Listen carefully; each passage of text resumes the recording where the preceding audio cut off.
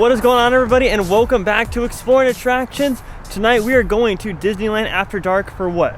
What event is it tonight? For Sweethearts Night. We're here. We're gonna go to Sweethearts Night. This will be Savannah and I first Disneyland After Dark. I mean, we've been to Oogie Boogie Bash before, but that's not a Disneyland After Dark event. Yeah. That's different. So they had 3 Disneyland After Dark events themed to villains, Star Wars Night, and of course Sweethearts Night, which is the one that we're going to tonight. So we're gonna go walk over to Disneyland right now and have a great time tonight and showcase all the fun stuff going on at this exclusive event from 8 p.m. till 12 p.m. at night. And by 12 p.m. at night, I mean 12 in the morning. The current line to get into the park is very, very long, and I think it's because it's a mix of regular park guests and the special event ticket guests. Hello. Thank you. Oh yeah. Thank you. There it is. Our official commemorative lanyard. Upon coming in, we got our lanyards, obviously, like I showed you. It's like a kind of like glittery, right? Yeah. Like, would you describe that? The sparkly. And now open that bad boy up, the guide map. Because there's a whole bunch of stuff to do. Exclusive character meet and greets. Yeah, everything on here. So this map shows you the lay of the land. Obviously, Galaxy's Edge is going to be closed, right? I mean, they have it on the map, but There's no hearts in it. there is no hearts in it. Do you think it'll be open? I don't know. Well, look, because Toontown's not on there, right? Oh, yeah. Okay, I'm really hoping that Galaxy's Edge is open. But first, we're going to go to the Tomorrowland Theater area because we want to meet Stitch and Angel. And there's a whole bunch of exclusive character opportunities as well as food options that we're going to try tonight. And, let's see here. Ooh, we're having a little bit of difficulty. Yeah, there you go. What time's the firework extravaganza at? Where do I find it? Oh, 9:30. 9:30? Are you ready for a Valentine's firework extravaganza? Wow. Now, like I said, the actual Sweethearts Night festivities doesn't kick off until 8 o'clock. Right now it's about 6 o'clock, and the park for regular theme park guests closes at 7. So we got a few hours or so. We're gonna head over to the Mad Hatter store over in Fantasyland and see if we can find the Valentine's Day ears that they have here at Disneyland. And don't worry, everybody, I will be giving my honest review on whether or not this was worth it at the end of the night. They didn't have them. But what were you telling me you think's gonna happen? That they're gonna come out later on because it is like a Valentine's night and it's Valentine's ears. So I feel like they put them out on display later on. Yeah, and also same with the actual event merchandise. I don't think they're gonna be selling that to the general public. I think that will come out later on in all these stores. So here's the hoping. Crossing our fingers. I know you're gonna get them tonight. Knock on wood, wherever it may be. There you go. So we got ourselves, to kick things off, a sour cherry cream cheese filled pretzel, which is something that you can get during the regular theme park hours. And they will have different exclusive food as the night falls. But we really wanted to try this one because the other one sounds kind of nasty. What is it, like a raspberry? Spicy cinnamon. Spicy cinnamon. That was the Sweethearts Night exclusive. Now that one sounds kind of nasty, so we're gonna go ahead and try this one right here, which, like I said, the cherry one, cream cheese filled. After trying that out, I gotta say, at first bite, it sends your tongue or your taste buds on a ride. The cream cheese definitely is a nice add, and the sour cherry isn't too sour, which I really do appreciate because I feel like sour mixed with a pretzel is just kind of weird, but it wasn't. It tasted great. Definitely recommend it. After further investigation on the whole is Galaxy's Edge open during this event, it is. In fact, Rise of the Resistance you can ride from 7 p.m. till 9 p.m. and there it says special ticketed event. Now it's only open till 9, but I did not think it was going to be open for tonight at all. I thought the whole Galaxy's Edge was going to be closed because I thought that's what it said online. But no, alas, we could ride Rise of the Resistance. Don't know if we'll have time for it since we're going to be doing all the other stuff. But Smuggler's Run will be open all night, and if you wanted to see like where all the rides are going to be that are open, you can literally scroll through, click on one of the rides, and then if you scroll down to the information, it'll tell you if it has special ticketed event hours, and that's how you know if it'll be open or not during Disneyland After Dark. Right now we're just kind of waiting for everything to kick off, and as you can see, the crowd from the regular daytime hours is starting to exit the park, as they have cast members checking wristbands as you get further into the outskirts of the park. We got about 30 more minutes and then everything will kick off. We're about to meet Stitch and Angel for our first character meet and greet. And all photos are included for tonight with the purchase of a ticket, and they're giving us 3 photos per character meet and greet. I've never seen Angel before. I've seen Stitch plenty of times, but I've never seen Angel. So So Savannah and I are excited.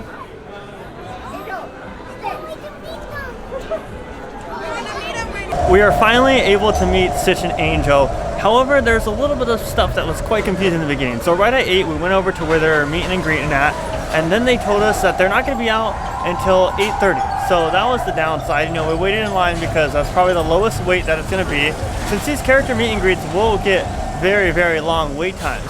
Anyways, and then they said that their characters are not going to be out until every other 30 minutes, and that goes for the whole event tonight, which kind of sucks because it is a 4-hour event, so it's going to be hard to fit everything that we want to do in. It already was a little bit hard, but now that I know that it's every other 30 minutes that the characters are coming out, it makes it even more difficult. So a little bit of a con right there, but nonetheless, I was happy. We got to meet Stitch and Angel and get our picture, which I'll pop up on the screen right there. There we are. There's another. It was fun. We're back here in the Small World area where they also have some characters meeting guests. Well, we're gonna attend the Royal Ball over here. That's supposed to happen at 9 o'clock. Looks like Small World's all covered in Valentine's Day projections that alternate throughout the night. And this is also a firework extravaganza viewing point. If you didn't want to watch it on Main Street where the Sleeping Beauty Castle's at, you can watch it back here at Small World. The bees are buzzing in the trees to make some honey just for me. When you look under the rocks and plants and take a glance at the fancy ants, then maybe try a few. Their necessities of life will come to you.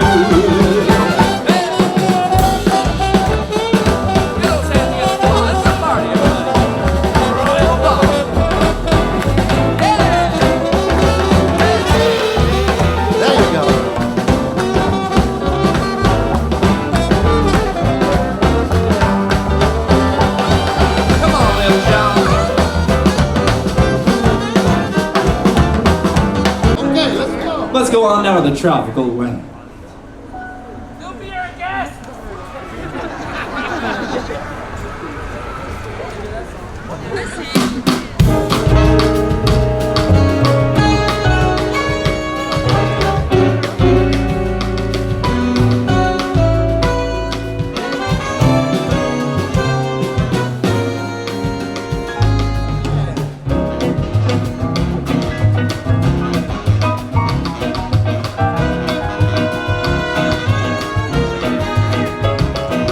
For our second specialty food item, we got Gaston's Pub Grub, which is loaded fries. You know, I love loaded fries, and it has steak in them for the meat.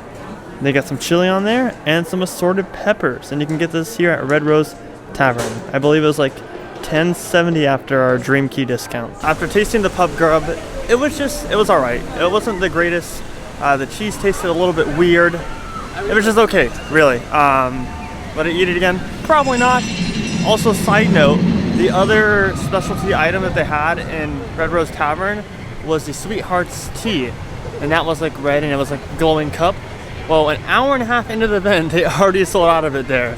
So if you're trying to get any of these specialty food items at this event, then make sure you're mobile ordering early on. I recommend that.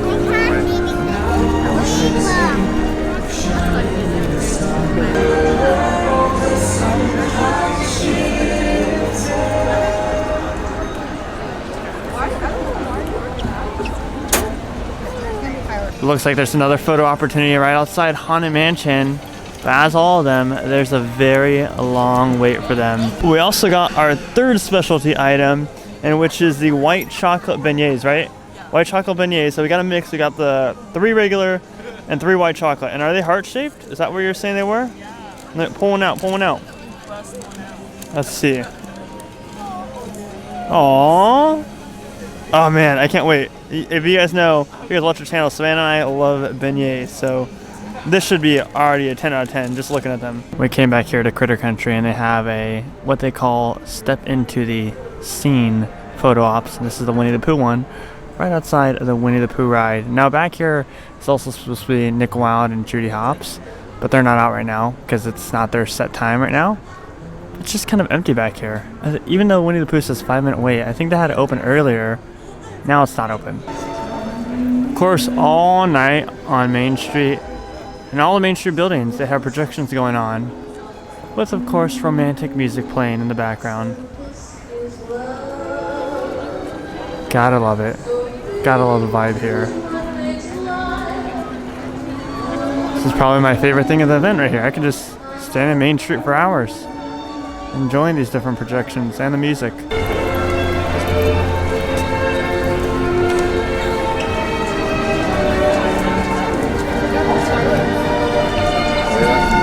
Stopped in an Emporium before heading out, and we did find Sweethearts Night's merch. It wasn't a lot, it was literally just a phone case and an ornament, but they are all sold out of the Valentine's ears. Unfortunately, I did ask the cast member, so that's a bummer. And despite it being only 30 minutes till the event end time, there's still quite a line to meet some of the characters. This line's to meet Mickey and Minnie, and it looks like they're wedding outfits? I know, that's what it looks like. What's up, everybody? We're back. I'm in the hotel because we're having a little staycation. And, you know, I slept overnight, gave it some more thought on our whole experience last night and everything. And there are a few things that I want to say in regard to the whole event and the whole event experience. Is it worth your money? Is it just all that fun stuff? So first things first, when we got there, we were obviously very excited. You know, they gave us a commemorative lanyard and whatnot, and I was very excited for this event.